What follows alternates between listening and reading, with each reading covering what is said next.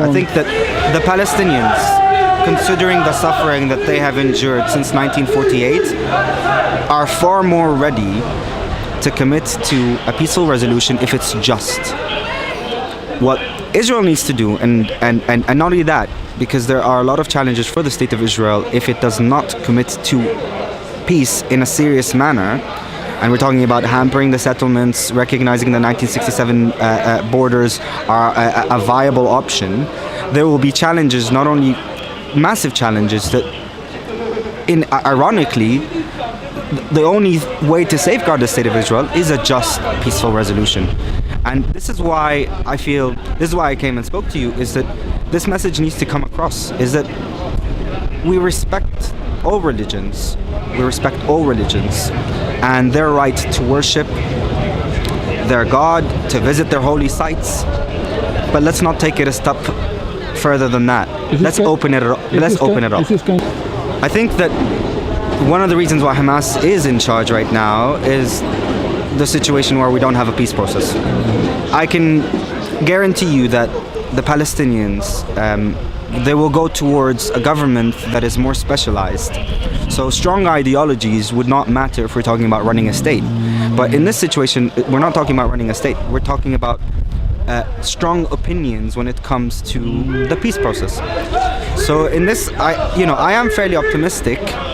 If there's a recognition by the Jewish diaspora, a dialogue has to happen within the state of Israel on serious question on what is Israel, what does it mean to be Jewish. Once that deliberation happens internally, then we can work together on, actually it is okay, West Bank, for it to be within Palestine, despite biblical explanations. A lot of the times Palestinians are reluctant to speak to the media, and this is out of fear. And the worrying part is fear, because obviously they have to go through Israeli checkpoints, borders, and there's fear of being held accountable for your own views.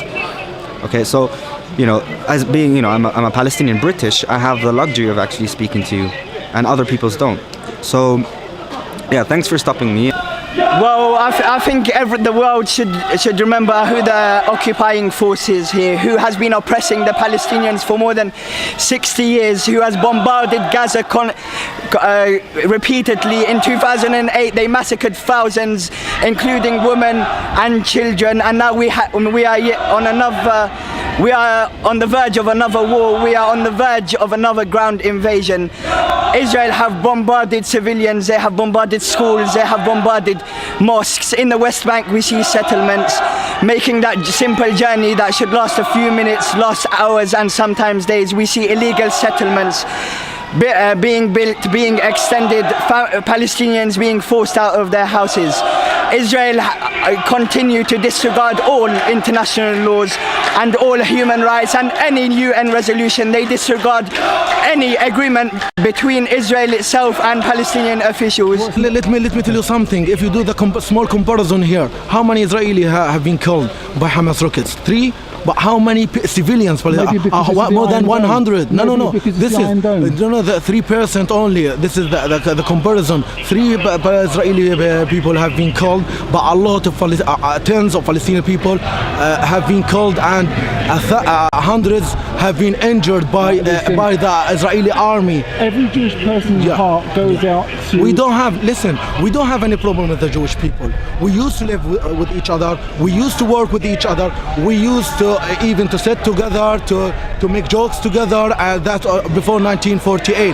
But Netanyahu, the Zionist, and the Israeli government now, Netanyahu and Lieberman, wants to kill all Palestinian people, wants even to move us out from Palestine, and what we can. All countries are silent. What's the future? What's the future? The future, Netanyahu should stop killing us. Netanyahu should, should leave that area called Holy Land. I can call it Holy Land. We can live together like here in London. You can find Muslim, Jewish, Christian are living together, black, white, from Asian, from everywhere. They are living together, they are working together, they are doing a lot of things together. So we can live together, but we need the people who, like Netanyahu, who want to kill the civilians to leave that area.